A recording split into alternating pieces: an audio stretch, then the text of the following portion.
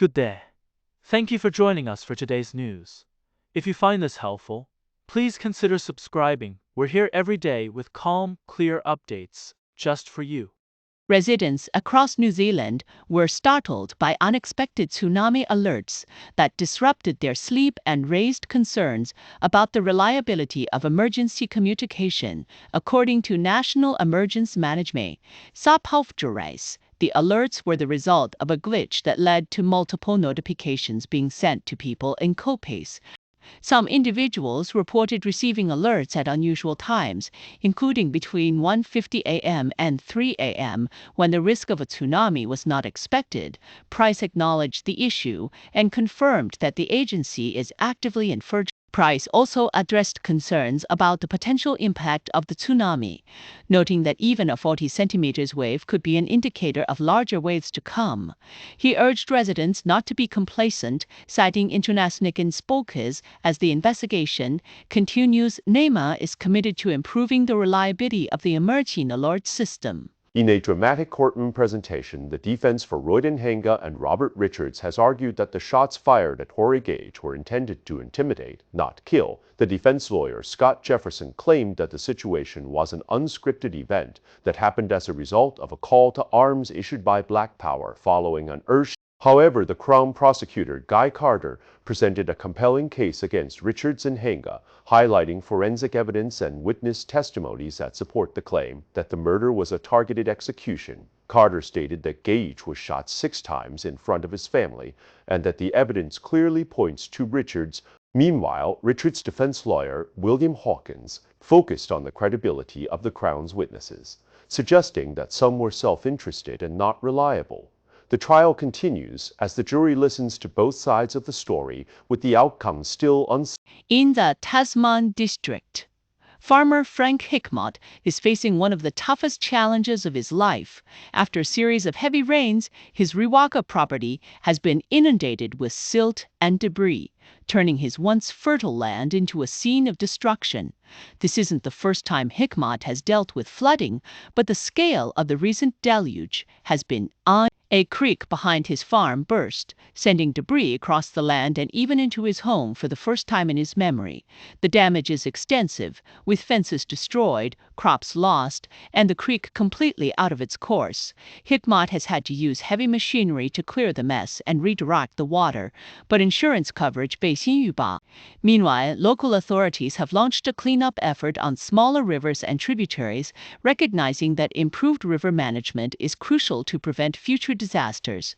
The government has also stepped in with relief families and farmers despite the devastation. The community is showing resilience, working together to recover and rebuild. For Hickmott and others like him, the road ahead is long, but with support from both local and national initiatives, there is hope for a stronger, more flood-resilient future. A massive 8.8 magnitude earthquake off the coast of Russia's Kamchatka region triggered tsunami warnings across the Pacific, sending Hawke's Bay into a state of high alert emergency. Sodded residents' phones, urging them to stay away from the water while no large waves have been reported.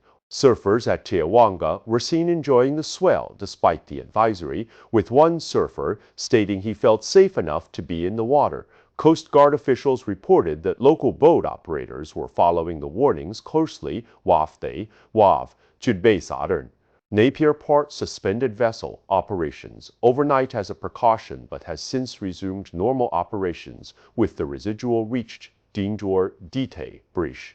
Brachwursch, Ju Pei Dangerage. Land will advise the public to stay informed and treat the sea with caution for the next few days, as lingering effects could still pose a risk. As the situation unfolds, Hawke's Bay residents are being reminded that while the immediate threat may not be apparent, the ocean remains predictable. Staying alert and following official guidance is crucial in ensuring safety in the face of such natural phenomena. Laura Dahlmeier, the 12-hole Olympic biathlon gold medalist, has died at the age of 31 after a tragic accident on a mountain in Pakistan. The incident occurred at Layla Peak in the Karakoram Range, where she was struck by falling rocks despite efforts to reach her, rescue of further rockfalls. Dahlmeier had made it clear in writing that she did not want anyone to risk their lives to save her, a wish that was honored by her family and rescue teams. Her legacy as an athlete, commentator, and adventurer will be remembered by many. She was the first woman to win both the sprint and pursuit events at the same Winter Olympics. Her death is a profound loss, but her final decision to let nature take its course reflects a deep respect for life and the environment. As the world mourns, her impact on sport and life continues to inspire future generations. The Black Ferns are gearing up to defend their Rugby World Cup title with intense competition. In the halfback positions, a mix of experienced players and young talents is expected to drive the team forward as they prepare for the challenge ahead. The squad will complete their preparations in Wyland in pool play. In a significant legal development, Howard Temple, the leader of the Gloria Vale Christian community, has pleaded guilty to 12 charges, including indecent assault and common assault.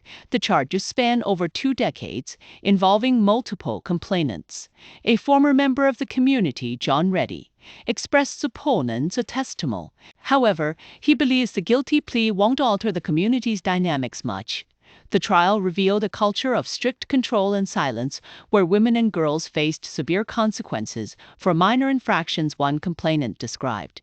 The mother of a complainant described the guilty plea as a milestone, emphasizing the need to ensure future generations. Temple, now 85, will be sentenced in August. The case highlights the challenges of reforming a tightly controlled religious structure.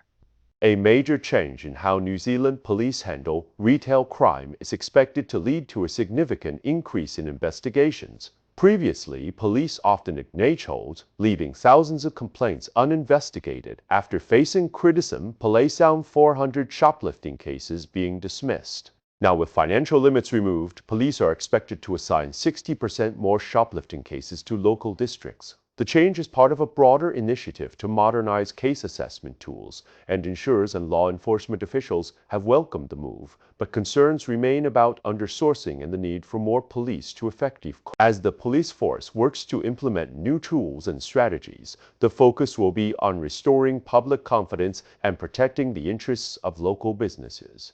In a shocking and tragic incident in Auckland, the body of a newborn baby was found in a wheelie bin, leading to the arrest of a 32-year-old woman. She has now appeared in court for the first time, charged with interfering with human remains. The discovery shocked the community and raised serious questions about the circumstances.